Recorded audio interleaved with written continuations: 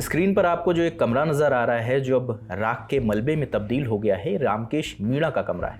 32 साल के रामकेश यहाँ पर यूपीएससी की तैयारी कर रहे थे। ये दिल्ली का गांधी विहार एरिया है और ये एक बिल्डिंग का चौथे मंजिल का एक कमरा है जहाँ पर रामकेश पढ़ाई करते थे।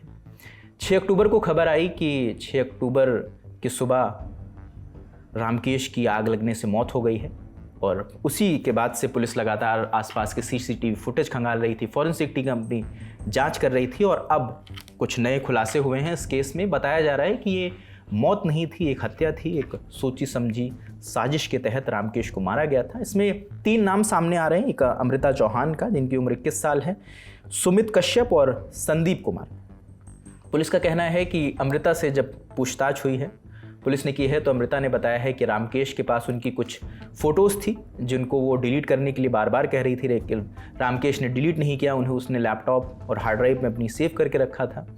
जब अमृता की बात रामकेश ने नहीं मानी तो उन्होंने ये सारी बातें अपने जो बॉयफ्रेंड रहे हैं सुमित कश्यप उन्हें बताई और उसके बाद से ये प्लानिंग की गई कि रामकेश को मारा जाएगा। और 5 अक्टूबर और 6 अक्टूबर की दरमियानी रात बताया जा रहा है, तकरीबन रात के 3 बजे ये लोग रामकेश के कमरे में जाते हैं। पहले उसका गला घोंटते हैं और कमरे में मौजूद जो भी ज्वलनशील पदार्थ थे उन्हें उसकी बॉडी पर छिड़का जाता है, आसपास कमरे में छिड़का जाता है, जो भी वहाँ पर मौजूद था, घी या जो भी उपलब्ध था। उसके बाद जो गैस सिलेंडर है उसका पाइप लाकर रामकेश के पास रखा जाता है और जैसे कि मैंने बताया कि Sandeep Kumar LPG gas cylinder distributor है, तो उसे इस बात का अंदाज़ा था कि गैस सिलेंडर कितनी देर में फटेगा, तो उसी दौरान उसी अकॉर्डिंग वो वहाँ से बाहर निकले और जैसे कुछ दूरी पर वो पहुँचे हैं, एक ज़ोर का ब्लास्ट हुआ है, कमरे में आग लग गई है। और मतलब ये लोग ये चाहते थे कि ये मर्डर ना लगे और ये लगे कि एक्सीडेंटल वहाँ पर आग लगी है जिसकी वजह से रामकेश की मौत हुई है। इसमें एक चीज़ और पुलिस पॉइंट आउट कर रही है कि अमृता चौहान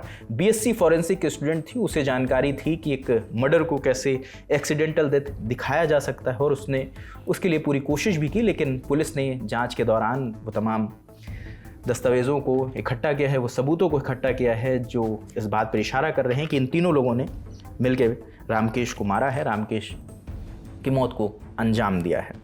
तो ये तमाम अपडेट हैं और डीसीपी नॉर्थ जो पूरे मामले को देख रहे थे, पूरी निगरानी कर रहे थे और उन्होंने क्या अपडेट दिया है वो भी आपको सुनना चाहिए। इनिशियली देखिए 6 अक्टूबर को हमारे पास एक आग की कॉल आई थी। उसके बाद हमने गए थे, वहां पे पूरे घर में आग लगी हुई थी और काफी डैमेज हुआ था। तो इनिशियली उसी हिसाब से इन्वेस्टिगेशन केस रजिस्टर करके स्टार्ट किया गया।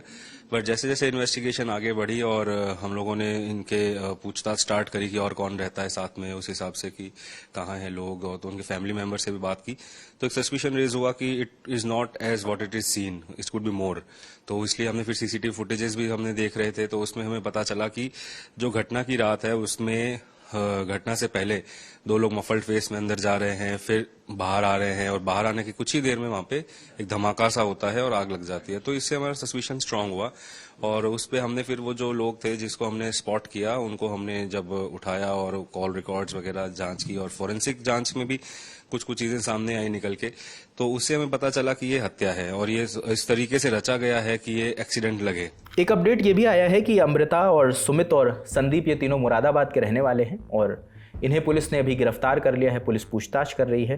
अब ये देखना होगा कि और कितनी गुत्थियां सुलझती हैं और क्या क्या नए अपडेट सामने आते हैं। जो भी अपडेट आते जाएंगे वो हम आपको बताते जाएंगे। ये सारे अपडेट जो हमने आपसे साझा किए हैं, ये जो हमारे क्राइम एडिटर हैं आज तक के अरविंद ओझा, उनके हवाले से, उनकी रिपोर्ट के हवाले से हमने सारे अपडेट आपको बताए हैं।